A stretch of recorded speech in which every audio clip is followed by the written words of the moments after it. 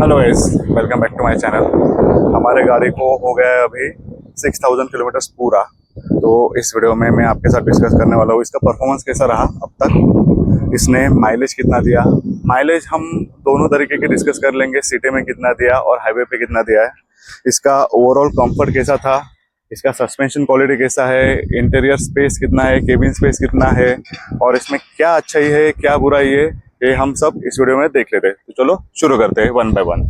तो अभी सबसे पहले इसका एक्सटीरियर देख लेते हैं।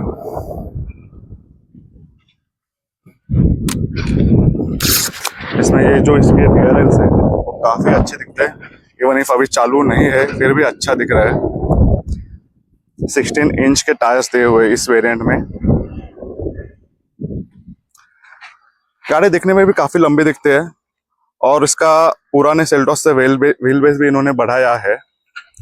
पीछे से गाड़ी का लुक कुछ इस तरीके से आता है।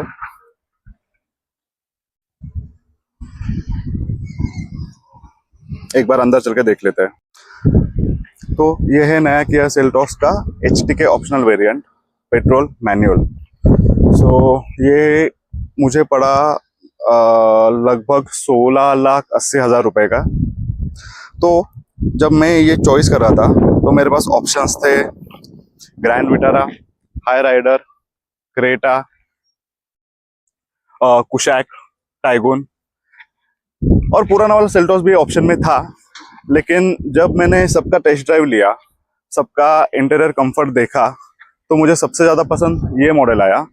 और जैसे ही ये लॉन्च हुआ था, आई थिंक जनवरी, मिड जनवरी में, तो जैसे ही ये टेस्ट ड्राइव के लिए अवेलेबल हुआ तभी हमने इसका टेस्ट ड्राइव लिया था। इसका केबिन काफ़ी ज़्यादा स्पेशियस है।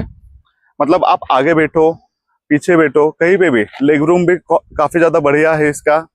और अगर आप बूट स्पेस देखोगे तो वो भी काफ़ी ज़्यादा बेटर है। तो इसलिए इन सभी पर्सपेक्टिव से मैंने ये वाला गाड़ी चूज़ किया। तो ये मैंने ब्लैक कलर ही क्यों चुना, क्योंकि ब्लैक कलर इस वेरिएंट में काफ़ी ज़्यादा प्रीमियम लुक देता है। आप देख सकते हो काफ़ी अच्छे से शाइन करता है और काफ़ी ज़्यादा प्रीमियम लुक देता है। और इसका रोड प्रेजेंस भी ब्लैक कलर में अलग ही दिखता है, बहुत ही प्रीमियम। ठीक है, अभी ब्लैक कलर है, डेफिनेटली इसे मेंटेन करना भी उतना ही डिफिकल्ट है और ज़्यादा टेडियस है।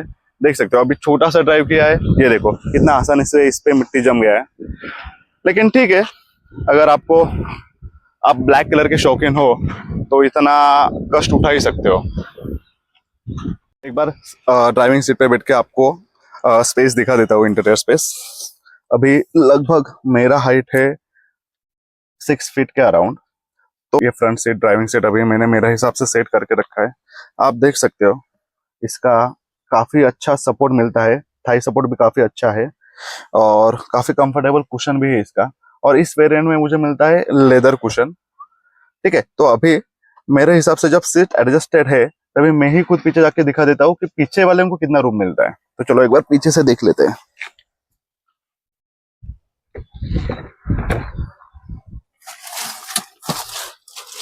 ये देखिए,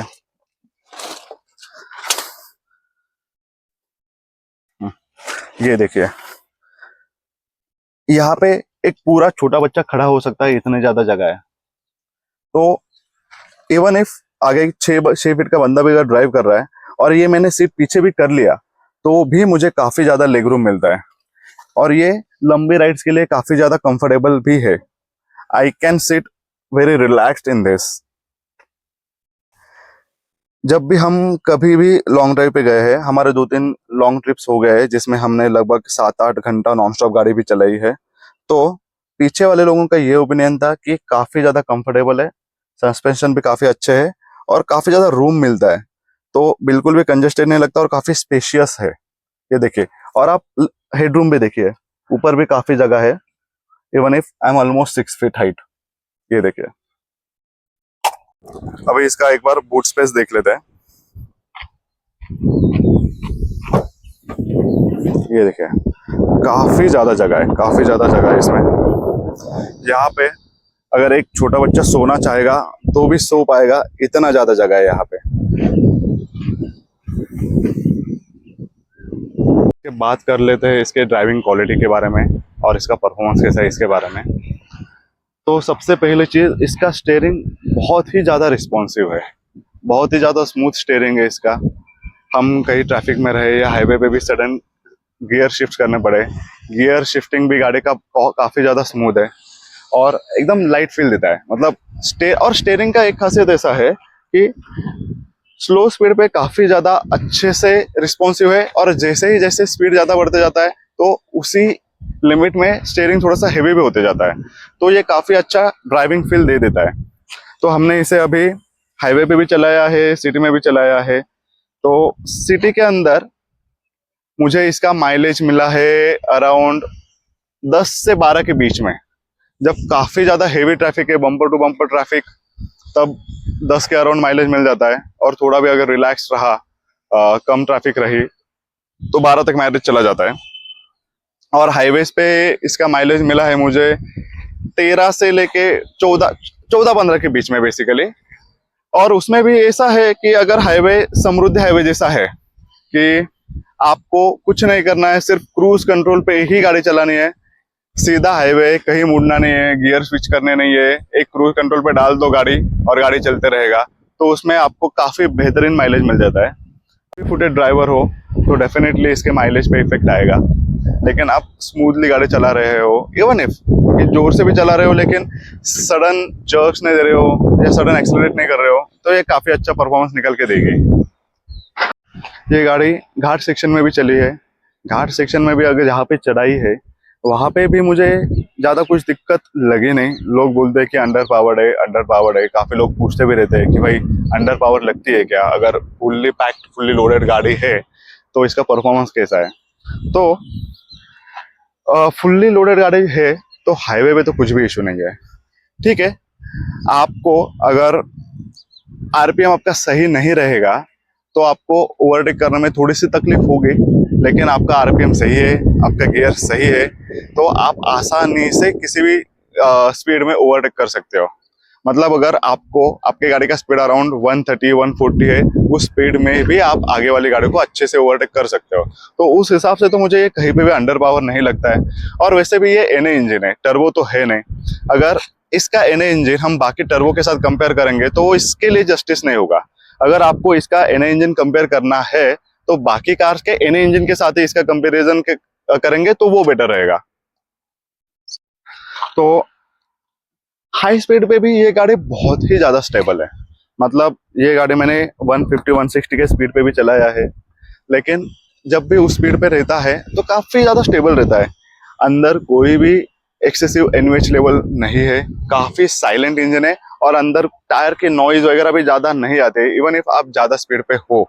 और इतने ज्यादा स्टेबल होती है, और इसका ब्रेकिंग सिस्टम भी इतना अच्छा है कि आप कोई भी स्पीड से आप कंफर्टेबल हो कि मैं जब चाहूंगा ब्रेक दबाऊंगा तो गाड़ी अच्छे से रिस्पॉन्स करके जैसे मुझे चाहिए वैसे रुक जाएगी। इतना कॉन्फिडेंस तो इस गाड़ी के ब्रेक ने मुझे डेफिनेटली दिया है।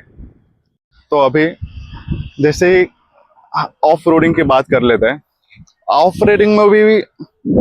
रोडिंग में भी इस गाड़ी ने काफी अच्छा परफॉर्म किया है। कोई भी ऐसे मतलब छोटे मोटे गड्ढे या ऊपर नीचे कोई अगर कुछ रहता है रास्ते में तो वो ऐसे ही पता निकल जाता है और पता भी नहीं चलता है। इतना ज्यादा स्मूथ है ये इंजन, इसका इतना ज्यादा स्मूथ है इसका सस्पेंशन।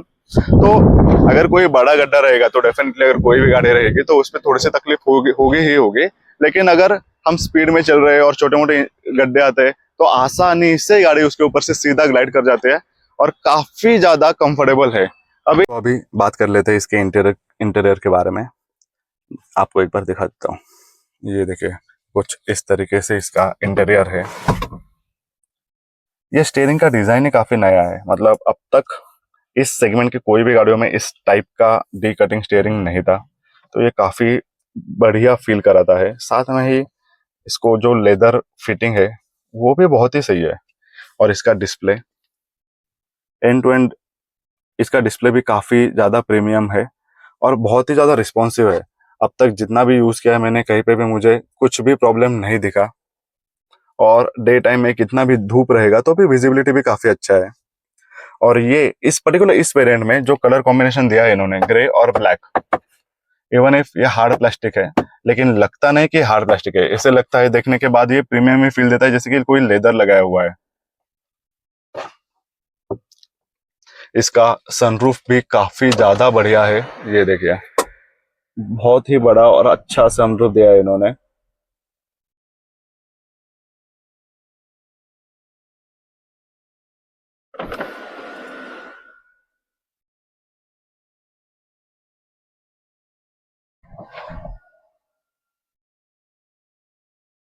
ओके, तो अभी बात कर लेते हैं इसके कुछ नेगेटिव्स के बारे में। तो मेरा एक्सपेक्टेशन जब गाड़ी लिया तो उससे डेफिनेटली मुझे माइलेज थोड़ा कम मिल रहा है। इन्होंने अपने माइलेज में थोड़ा सा इम्प्रूव और करना चाहिए था, वहां पे मैं थोड़ा सा खुश नहीं हूँ। दूसरी चीज, छोटी छोटी चीज है, जैसे अभी मैं तो 6 फीट का हूँ, आप ये देख सकते हो दरवाजा भी इतना दूर गया है। तो अगर मुझे ये ओपन करना है तो मुझे आगे झुक के यहाँ पे पकड़ना है। यहाँ पे ये जगह है, लेकिन यहाँ पे होल्ड करने के लिए कुछ जगह नहीं है। तो मतलब यहाँ से अगर होल्ड कर खींचना अगर चाहोगे तो नहीं कर पाओगे, तो मुझे यहीं से झुक के खींचना है। मतलब अगर कोई ठीक है और मेरे से कम हाइट वाला बंदा बैठता है तो उसके लिए काफी ज्यादा डिफिकल्ट होता है। मतलब ये छोटी छोटी चीजें आई थिंक ये हैंडल होनी चाहिए थी। अगर यहीं पे दे देते तो मुझे क्या, किसी को भी आराम से ये लोग डोर बंद कर सकते थे, लेकिन अभी मुझे करना है तो मुझे यही पकड़ के करना पड़ेगा। ये एक इसका ड्रॉबैक है। दूसरा, आप HTX वेरिएंट में एम्बियंट लाइट प्रोवाइड करते हो तो आई थिंक इसमें भी करना ही चाहिए था। ठीक है, डेफिनेटली हम ये बाहर से एक्सेसरीज में लगवा सकते हैं, मुझे लगवाने का प्लान भी है। लेकिन अगर इसमें भी अगर एम्बियंट लाइट दे देते तो और भी ज्यादा इंप्रूवमेंट होती थी इसमें। 6000 किलोमीटर्स के बाद अगर मुझे कोई बोलेगा कि आप ये फिर से गाड़ी खरीदोगे तो मैं बोलूंगा हाँ, डेफिनेटली जरूर खरीदूंगा, क्योंकि इसमें बहुत सारी चीजें हैं जिससे मैं बहुत ही ज्यादा सेटिस्फाइड हूँ। मुझे सबसे बेटर लगा है और मैं काफी सेटिस्फाइड हूँ इसके राइड क्वालिटी से, परफॉर्मेंस से, सस्पेंशन से, इंटीरियर कंफर्ट से, इंटीरियर डिजाइन से, सीट कंफर्ट से, और जो पूरा का पूरा बूट स्पेस दिया है उस सब चीज से मैं काफी सेटिस्फाइड हूँ। ठीक है, एक दो हल्की हल्की चीजें निगेटिव है, आई थिंक वो इन सारे पॉजिटिव के सामने मुझे इतना ज्यादा मैटर नहीं करती है। तो अगर किसी को भी लेना है और आपके सारे बहुत सारे ऑप्शंस है तो डेफिनेटली आप आपके प्रायोरिटी से आप टेस्ट ड्राइव करके आपका चॉइस चुनिए। लेकिन मेरे लिए अगर आप पूछोगे कि 6000 किलोमीटर के बाद भी अगर आप ये गाड़ी खरीदोगे तो मेरा आंसर रहेगा हाँ, मैं डेफिनेटली इसी के लिए जाऊंगा। तो ये था इसका पूरा डिटेल में रिव्यू। आपको ये कैसे लगा मुझे कमेंट सेक्शन में जरूर बताइएगा, और आपके कोई भी डाउट्स रहेंगे तो डेफिनेटली मुझे पूछेगा, मैं सारे डाउट्स के क्लियर करने का ट्राई करूंगा। Thank you for watching this video.